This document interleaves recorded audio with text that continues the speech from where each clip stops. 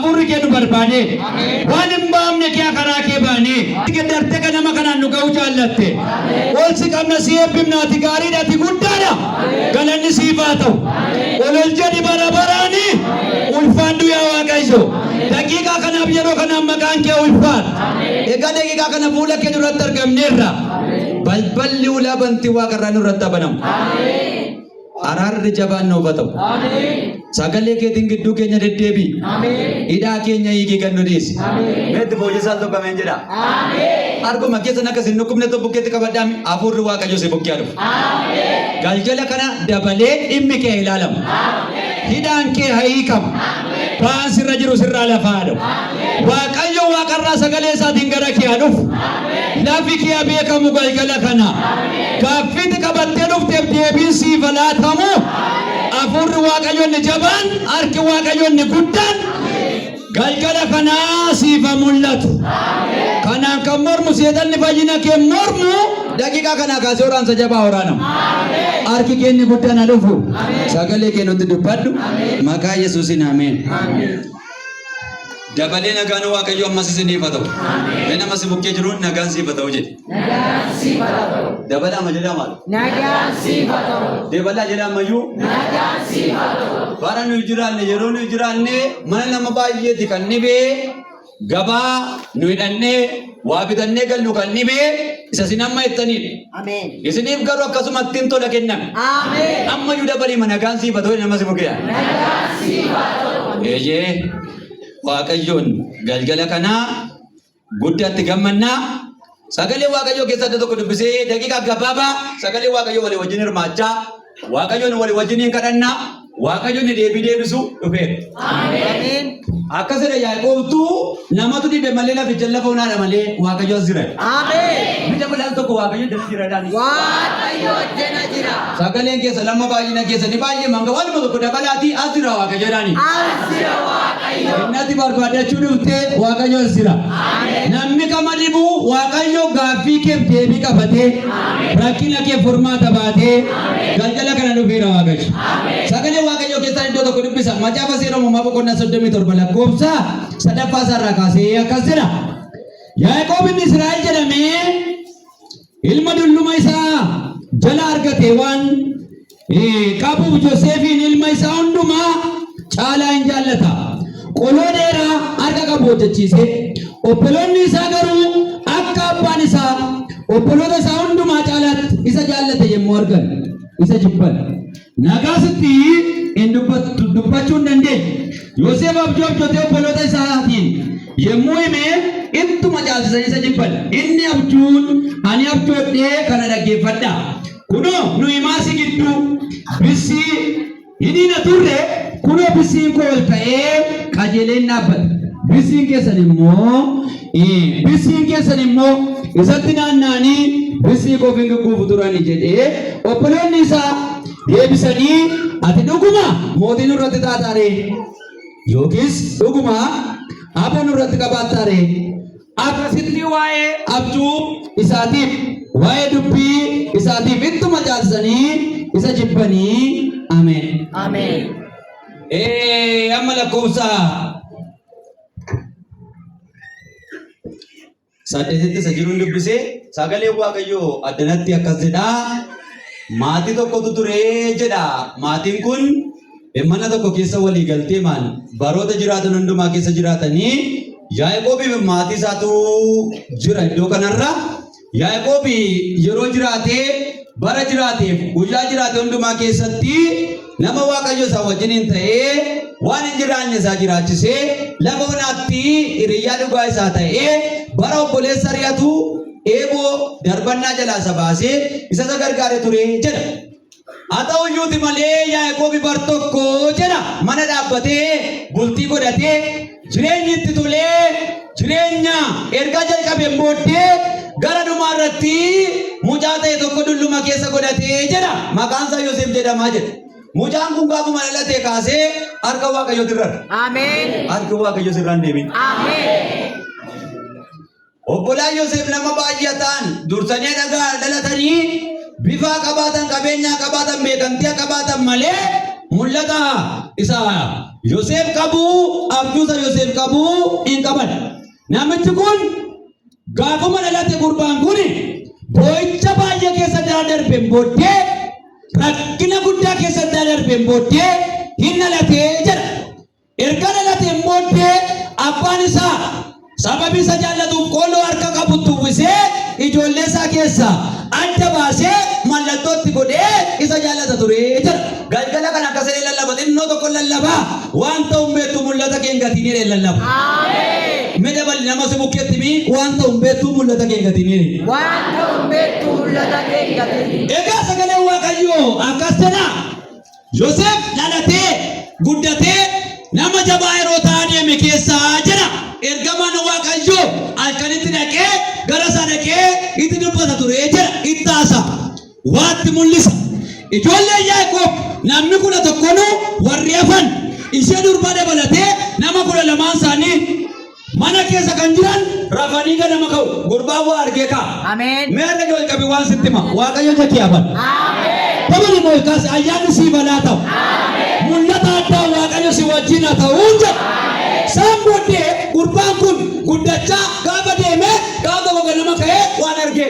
Ameen. Maal argite ennaan ergamaan naajin mulle. Ameen. Maal sitti argisiise nama asii keessatti wal argine waluma wajjin utuu jirru hunduma keenya bisiidhaan wal bukkee keenyaan kan koo jabaatee dhaabatee kan keessa nuti nu kukkufee tokkichuma ni dubbatuun dubbiin irratti ka'e. Rakkinni keenya cimaan waan sitti hima cibbamuun keenya cimaan lolli keenya cimaan sababii mul'ata keeti. Ittuma fufii qabaat mul'anni kee innaa lama. Haleluuyaa. Rakkinni mucaa kanaan guddaan mul'ata isaa ta'e. Namni mul'ata qabu warrayyuu mandara keessa wallaa keessa safara keessa lola baay'ee qaba. Ameen. Hin tura malee numa alta. Ameen. Ameen. Mul'anni kee mee hin dhaala malee hin dhaala. Ameen. Namni mul'ata qabu addana jira harka isaa akkasuma ta'e. Haleluuyaa. Oluma fudhadhume. Ameen. Dhuguma mul'ata qabda. Mul'anni kee Ameen. waan sirratti ka'e yaadaan. Ameen. Garaa gara natti akka kee lamaan sabali fadhume akka haleluuyaa. Mul'anni kee mee si haa taasisuu jedhe. Waan yaadda ta'e dhiiga Yesuusiin. Nubiyaa mucaarra mul'ata jira. Ollaan irratti ka'amini maatii mati irratti ka'e hin jiraattu hin duuta nurratti mootiin taatu sii gugguumna nan ta'uu nafoon waan argi danda'e nafta. Na kun hundinuu ta'e rakkinni kun hundumtu irratti ka'e karaa jeessan barbaada. Gaafa jalqabaa birsi arge gaafa lammaffaa waan guddaa har'ammoo waan dinqiin arge. Maal jennaan biiftuun arge ji'an arge urjiin arge hunduma isheetu biiftuun kun guutummaan isaaniiyyuu urjiin kun guutummaa isaaniiyyuu har'as kanuma kootti gugguufuudhaan mangisti ta'u na foyi. Waan ganame matte galgala ta'a. Manna keessatti laamii akkasiin jedhe waan ganama argite galgala ta'a. Isaan booddee kun hundinuu irratti ta'ennaan akkasinan hin caasisan har'a abbaan iyyuu keessaa qaba haati dhaalta iyyuu keessaa qaba. Abbaan hundi shakkale kuyyoota illee an obboleessa keetii of fedheere anaa baadii keessa duukaa masee gugguumnaan nan ta'uu nafe. Ameen. Hin ta'ini lafa. Ameen. Inuma taataan jedhe. Dabalee takkaa ta'uu naaf godhe maaloo takkaa. Hatta midhaan nan fadhan qabu. Mul'anni gurbaa kanaa dachee irraa samii tola deema. Ilaa mul'ata sirra jechuun akkasi. Ola deema malee gadi hin deemu. Gaafa jalqabaa ji'a argee gaafa lammaffaa bissi nagarreem gadi hin deemu ol deema. Amma yura deebi'ee waa siin jedhu ol si haabutu hafuurri Waaqayyoo. Lafa yaadde amma keessatti karaa kan si dhaabuun argamini. Ol futee hafuuratti irra jira. Mul'anni gurbaa kanaa karaa barbaada yeroo hundumaa. Alleluuyaa. Karaa barbaada. Nan arge. Yaaqoobi mana jira haati isaa jirti obbolaan jiru waa warganii bulan gurbaan waar. Amma saansistoonni addunyaa kana akka dhani kana ol hawwaa kana ol jiran irra qubanne gaara humna cimaa jiran malee waaqata jiran jedhan humna cimaa jiran kiristaan beenteen waaqayyoon naga'ume isaan gaarraa ol hafuurri si barbachiisu achi dhufa ergaan si dubbachiisu achi dhufa eenyuma si haabutu hafuurri waaqayyoo olfuti dibata qaba ayyaana qaba ati bara kee waan deeme sitti muammas waan qabeenyi kee siin jedhe sin ta'a waan mul'ate keessa jedhan taata. Ameen. Waan nyaattu fakkaattu mati waan abjoofte taataan jedhan. Hai mul'anni sirraan ni beeku. Maallaa gooftaan waa fidee rammas haleluuyaa. Kana isinitti baay'isee ramma yoomii harka kee boottee wadda kunoo gattoo qabadda takka. Ooluma qaba. Hafuurri Waaqayyoomii lafatti yaaddeen bennetuun si buuta galgalaan. Meelfuud haleluuyaa. Hafuurri wal nama butu dhufeera Waaqayyoon biraa galgala kana. Nama mul'anni isaa beekamu jira Waaqayyo lafa kee geeddaruu dhufeera. Humni abiddaan lafaa si kaasu harka Waaqayyo irraa dhufeera. Nama lafarraa kan hin taane lafa qabee ol nama fuudheera. Iddoo yaadni keessa galgalaana yaa. Waluma kaasuu kaasee takka hiriyyaan kee irraa sii geeddarameera. Lafi kee irraa geeddarameera. Iddoo xiyyaanni iddoo si fuudheera ergamaa Waaqaa. Hol butia. Kanan argeen isheen nan obbaanoo jarri fayyada nagara leeti. Obbolaati keenyatti barbaada beeknaan waan isaanii ta'u baata lafa onaa keessa barbaacha ka'e. Silayyuu walitti qabamte teessee mari'atti. Bara ayyaanni harkaa badu namni gaafa jallinatti kufuu karaatti baddu barbaada sila. Mul'anni kee mondura malee si baasa. Ameen. Ameen. Ameen. Nama mul'ata qabu jechuun gaafa rakkinni irratti kufu waan sitti geeffadhume gaafa namni irratti qabu. Biqilaa masiin qabdan fakkeenya bunaa fakkeenya fudhatanii gaafa muka irratti jigee dhulattee aartee duuta si dhaabe sababii ta'e hin caccabe si jalaa caccabe.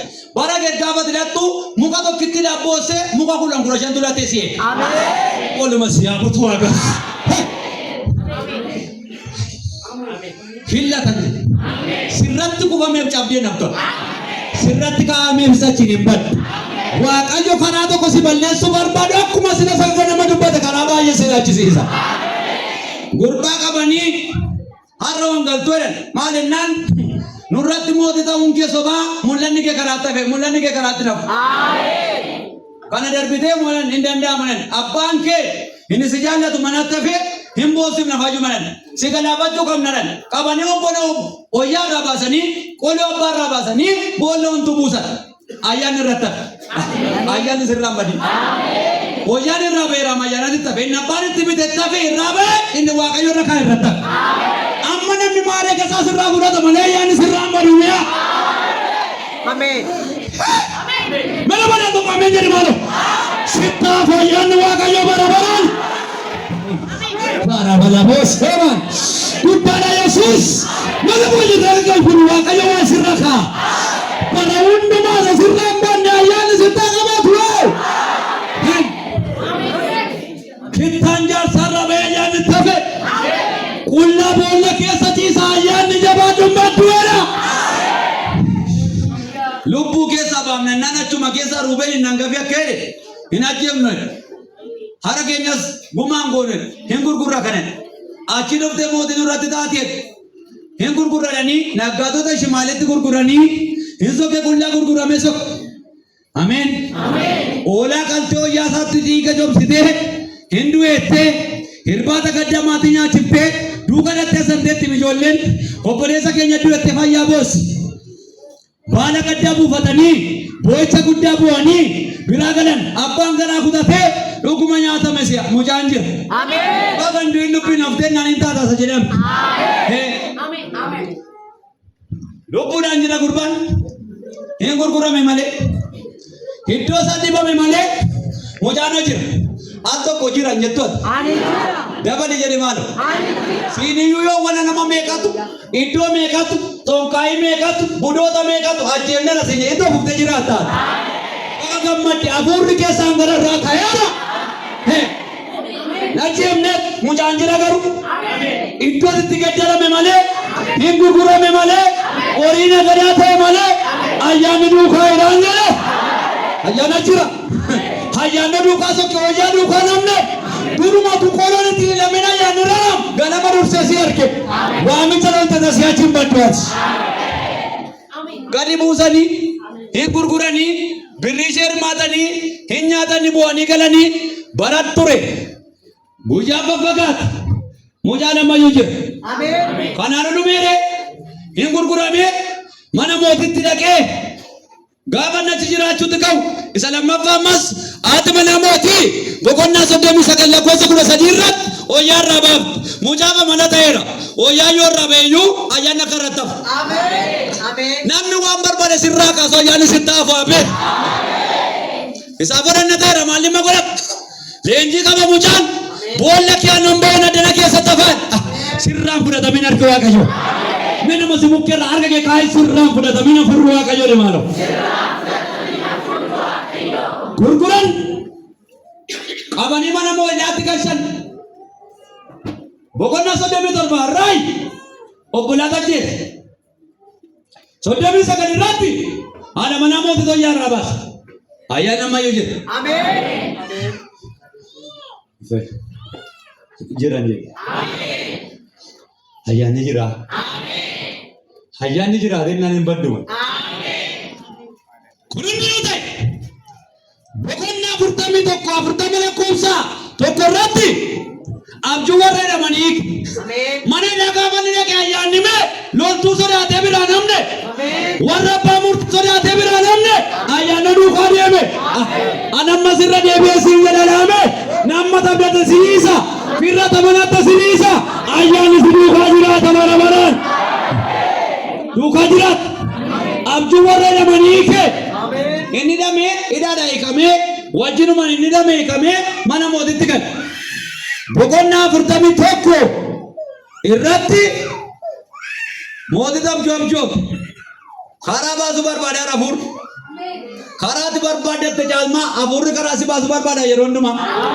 Mi'a tokko ragee kas godhu karaa naaf argamire. Dabalattee jettuudha. Kabari macam ni metaka.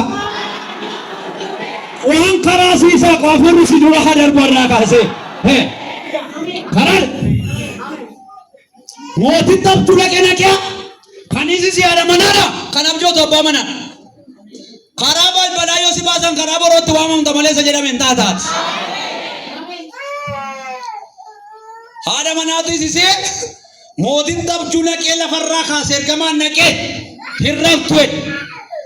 Boqonnaa deeme waan sammuu sagee kutti dubbatee raasiyaa nama abjuu kun barbaadannaan anuma fuudheen gadanaa hiikee mucaan tokko mana yaaraan attamennaan achuma jedhan dhagaa fideen hin dhufe gaafa dhufu namichuma sanniisiseedha mootichuma samana dhaatti galcheedha gubbaammee isuma dhameedha ayyaana qaba malee.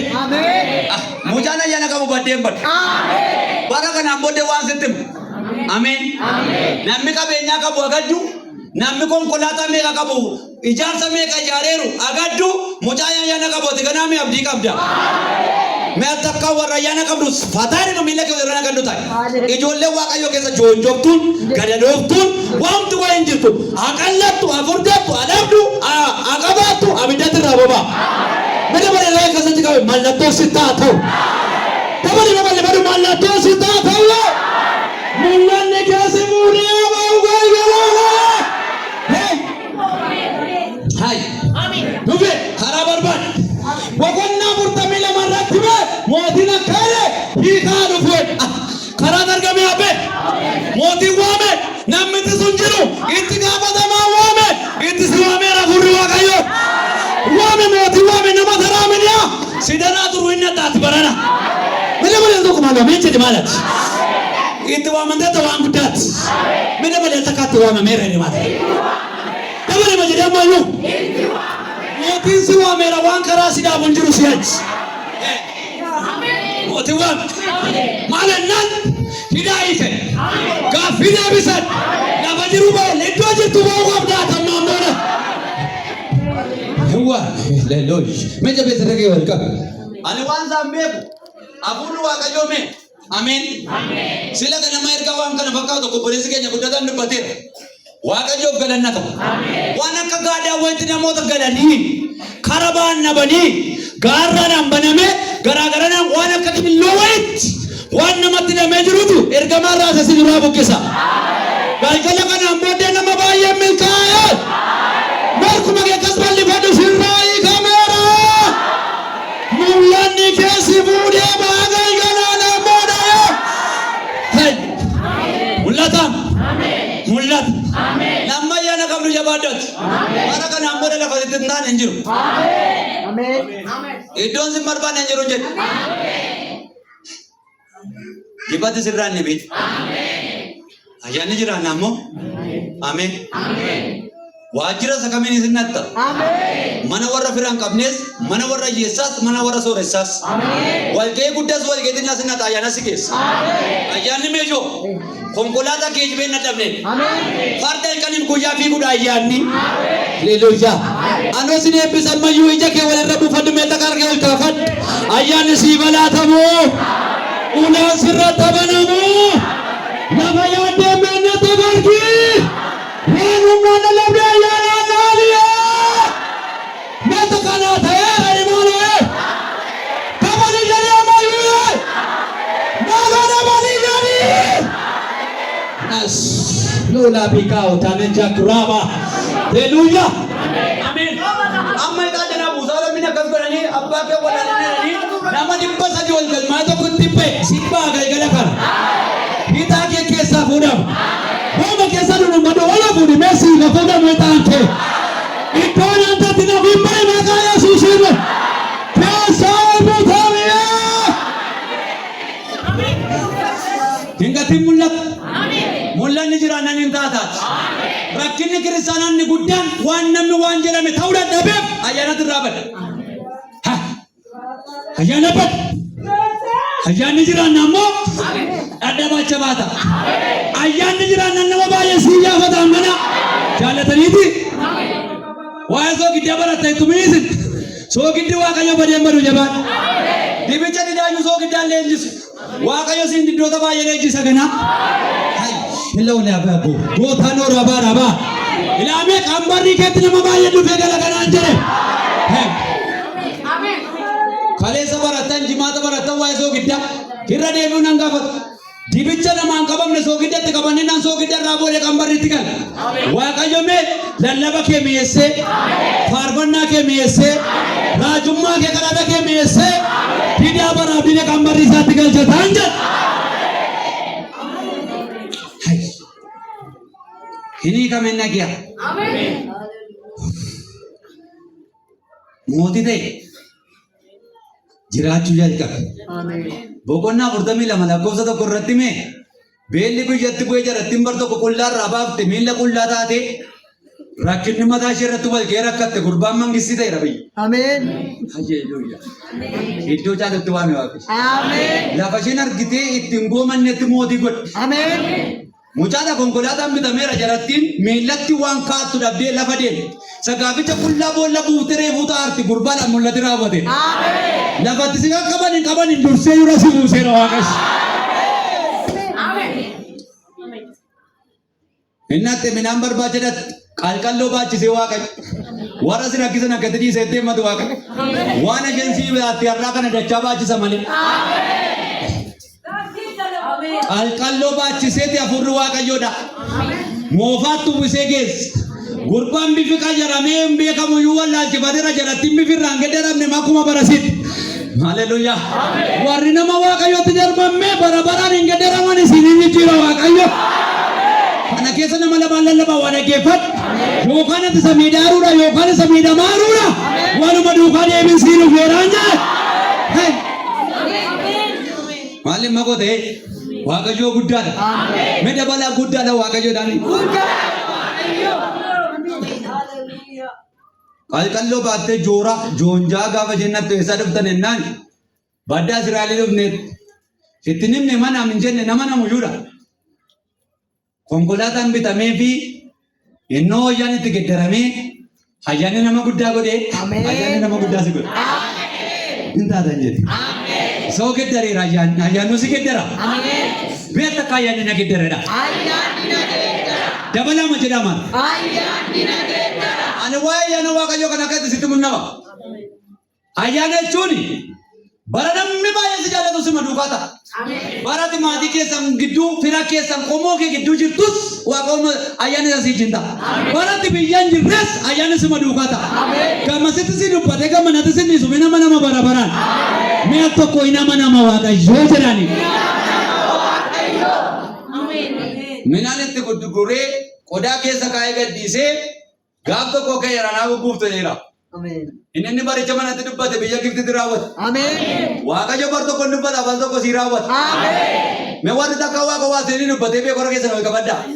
Akkan argutti jammoo gurraa kuni harka wal qabadde yoo beesaa baata toloo dheeresse oloo kaase waaqoo gaarii. Amen. Walumaa kaase waaqayyo waasitti dubbateera. Nama guddaa siin jedheera. Bara sii darba siin jedheera. Gurraan nageesse jaanar. Bari namsiin ka ijaanar ki maqaa Yesuusin. Hai waaqayyo siin jedhee. Mammaa sasa nageesseen lafiin hiikeefu. Mere baliidhaan argaa jirri kamaalee.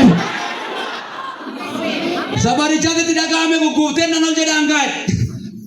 Sabareetti kennee qofaa dhumtanii abbaan keessan gaaficha waan aan jedhee innis keessaan nama dhufee gugguufuun sana fedhe. Hin hambisu waaqayyo waan siin jedhee raawwata. Irraa jalaan ta'a malee fide dachaaseen jedhe. Attanii abbaa fidanii dhuftuun jenne waa keessa kaa'ee warra karaa eeganiin qaba jedhee mucaasa karra teellaa obboleessa isaa bukkee dambisee abbaan dhufe. Abbaattis jireenyi badee rakka gaafichaa mini maddiin irraa gadi dhumee maachiin irraa dhumee maqaat irra malee waajuun jiruun dhufe. Gaafa abbaan dhufee akka jedhe eessaa dhufteennaan mucaa kota danatti qabameera isaa fedheen dhufe. Na beektaa nana noosin beekun innis gaafa dhaqe gugguufeera. Haani mana duukaatti itti gugguufaniin sasiin jedhe karaatti hambisu. Amen. Maal eessaaf tun mul'ati gaaficha ta'eera. Amen. Gaa mul'ati ta'e booddee ofi. Hallelujah. Ani meeri ilma tokko qabdee ammatti maqaan isaa Yoosef jedhamannaan garaa keessaa galagalee boo'eeti. Bineensa lafa onaatu jalaa nyaatee naan amma nyaansi godhe Yoosef ta'e hin gaa'e. Obboloonni kosiin taphattee hin gaa'e ani Yoosef. Attaminnaan wayyaa narraa baasan malee ani simame. Ati Yaaqoob mini, ati Ruubeen mini, ati immoo Isaakor mini, ati immoo Zebiloon mini, Niftaalem mini, obboloota kooti mini siin ani jira. Maali reennaan na gurgurtanii Waaqayyoon labuteera. Inni gaaficha ta'eera. Walkaasee lagee waasii ta'eera. Meeshaa kee walirra buusanii hojjetu laata? Go tolo jennemen. Tolo makaasi ol. Ol fuudhi Waaqayyo waan namaa yaada namaa raawwata galgala kana. Nama kolfata gabaa gadi baa Waaqayyo waa godha. Abjuu dhugoomu jiraale Waaqayyo. Jalotona jukin pai tireli abora. Hallelujah. Ila tuna jikin pireli abori man. Indem sila lagi utafadu me hallelujah. Karta wa inama ya bamaira. Waaqayyo tuwa itolle bama saira. Wana geser kita. Mulata getu sibura. Isayadam betata. Hey. Ani waan sambe ko akkana masalji way godhateet. Amen. Nama farde way yaabbat. Ilaamee eenyu tuna jedha. Lafa dhiyootti mee warri si ajjeesuu barbaadanis warri jiraachuu kee barbaadanis jaallatanii min sii gammadu. Afurri Waaqayyo wayitoon si baasaara. Dabalee tokko ameen jedhe malee wayitoon si fuudha afurri Waaqayyo sanyii kee min argatu kanaa ayyaana dhanteete dandeettii kee siin kennu ayyaanni si geesseera. Hai.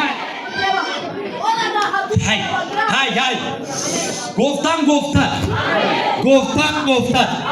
Uffata namatti ta'a waan isaan beeku. Baga gammadde galgala kana. Hallelujah. Jabaa gasii qaba Waaqayyo nama guddaa si godha.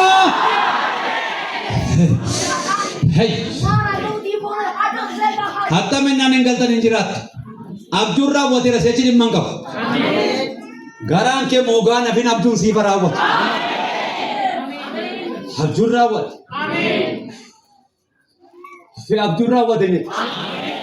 Obbolaan warri rakkataa musiibta fayyisaa sun sumu jaalatu yoo beektu inni sun. Abbaan jaallate waan jaallate jettoota mul'ata kennisi. Ittiin oodde dhimma hin qabu. Hallelujah. Waan jaallate gungunta dhimma hin qabu. Mucaanoo waa ilaala. Hallelujah. Balbalatti irratti banameera. Hallelujah. Ollaaniin Waaqayyo sammuudheera. So. Hallelujah. Meri ke mata kira kadal takam. Double. Jabes mo. Nama kam berang kam lobi bagi jabes sikap. Gooftaan Yesus. Afurri Waaqayyo sammuu namaa rawaa fi daayira. Hallelujah. Waasiyaada sifataa furri waaqayyoo karaati badde yonnaa wallaalame karaati galtu nama baay'ee beeka. Harkisi gataawotinnaati harkasi barbaadu baay'ata. Mul'anni keesi mul'isa hin mul'ata.